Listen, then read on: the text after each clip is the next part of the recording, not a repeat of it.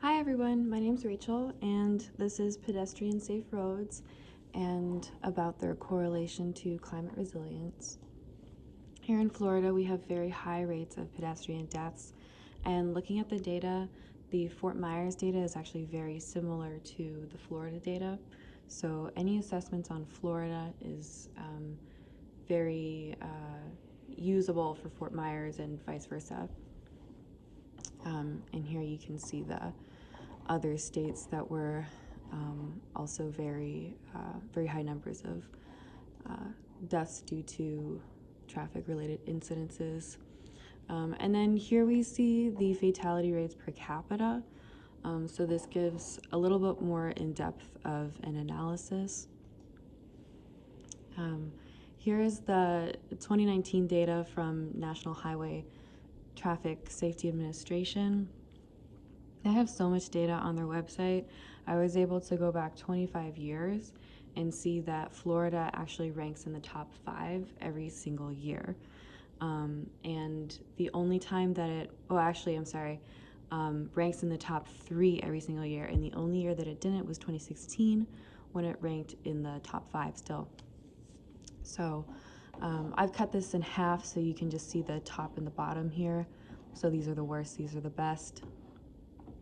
And then if we go over here, we see the breakdown of who were the victims of these incidences. This is in Florida, and this is the average of 1994 to 2009.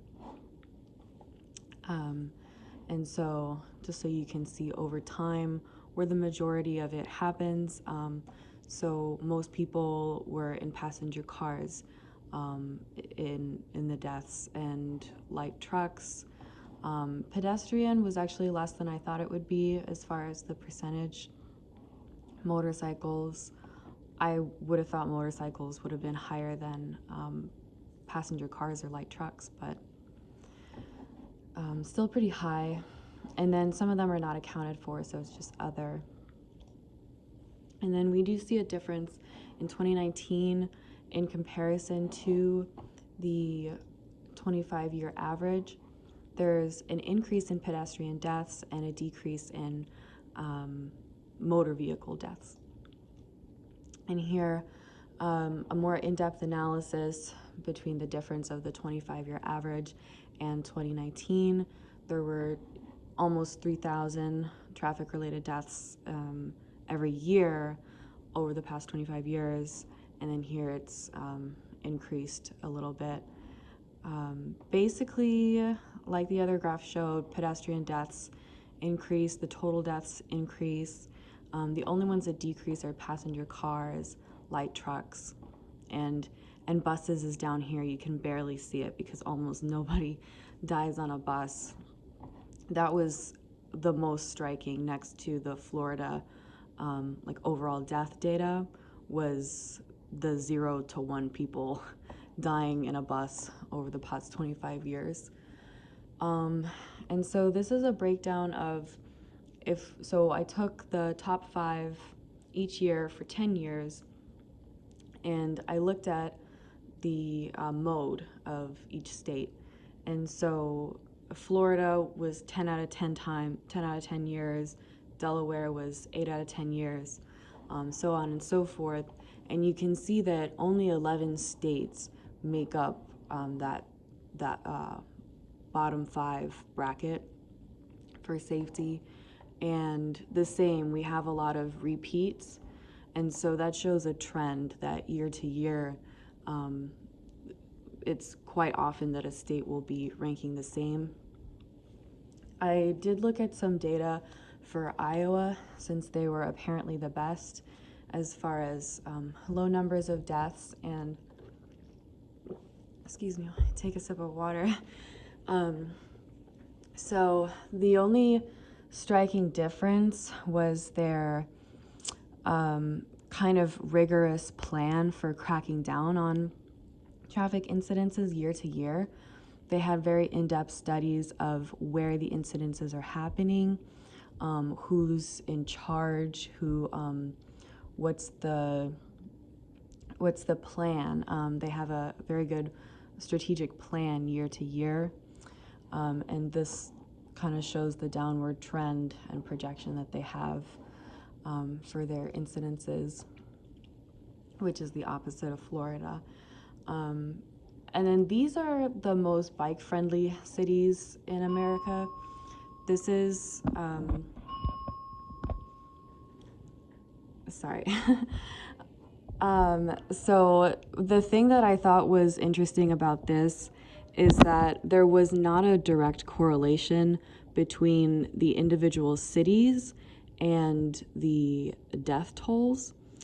And I think it's because later on we'll see in the presentation how roads, you know, there's state roads, there's city roads, there's different jurisdictions that govern each road, and so it would actually be better to do a city-by-city analysis, but of course that would be very tedious and take a lot of time.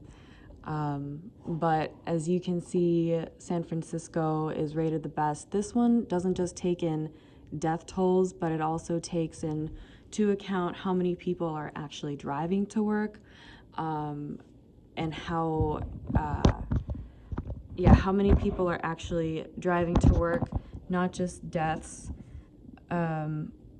bicycle fatalities, and also the average number of rainy days, and also the miles of protected bike lanes. So that's a key factor there, is the miles of protected bike lanes.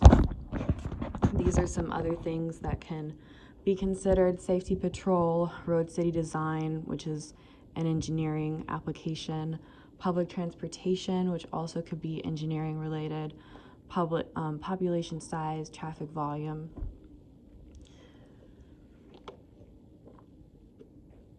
So I spoke to the communication director in the Lee County Department of Transportation, and she was able to give me a really good breakdown of who's in charge, how would I go about changing a road or doing a revamp project to make Lee County more biker friendly. And so the complications arise with the different powers, and so it's easier to do something very small scale than to do something from the top down, basically. So city council members do have a lot of power. They have a lot of power in controlling the speed limits, in deciding what road goes where under city limits.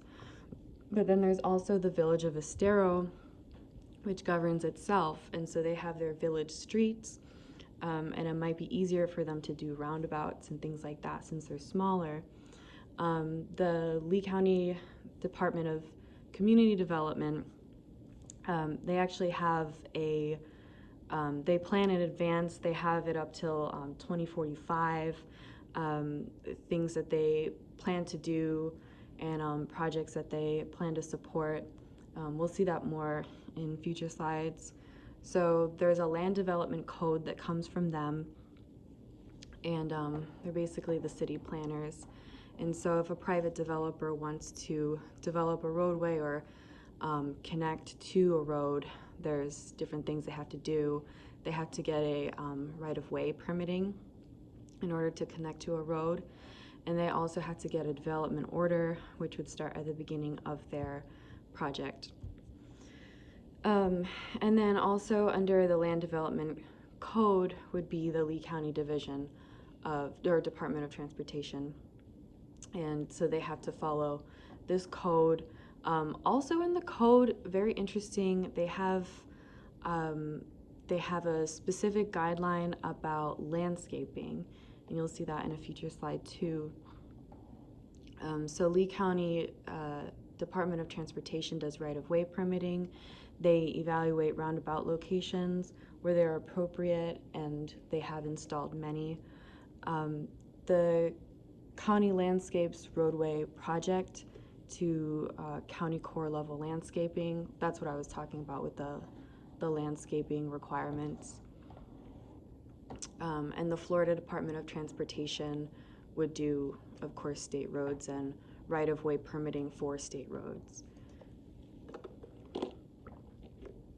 This is the Roadway Landscape Advisory Committee. There's a set of standards that every road has to follow with putting in landscaping. This is a project that's happening right now. The village of Estero is adding capacity, reducing eastbound delays, and also trying to improve vehicle and pedestrian safety along the corridor. What they're doing is putting in a roundabout at the Life Care Center entrance. They're extending the turn lanes at Williams Road and US 41. They're